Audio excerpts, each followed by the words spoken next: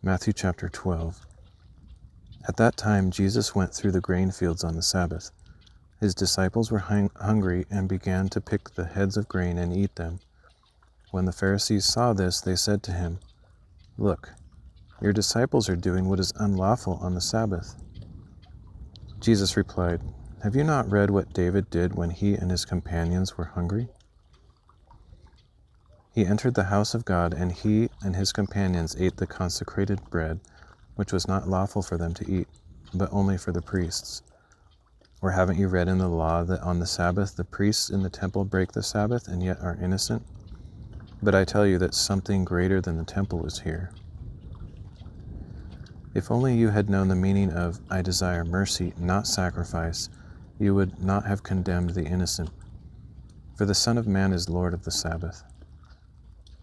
Moving on from there, Jesus entered their synagogue.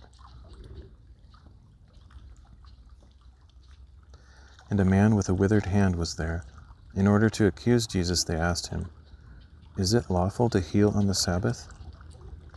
He replied, "If one of you has a sheep and it falls into a pit on the Sabbath, will he not take hold of it and lift it out? How much more valuable is a man than a sheep? Therefore it is lawful to do good on the Sabbath."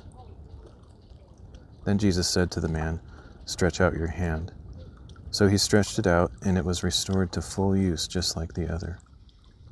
But the Pharisees went out and plotted how they might kill Jesus. Aware of this, Jesus withdrew from that place. Large crowds followed him, and he healed them all, warning them not to make him known. This was to fulfill what was spoken through the prophet Isaiah.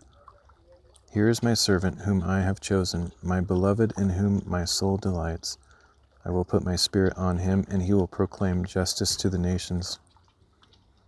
He will not quarrel or cry out. No one will hear his voice in the streets.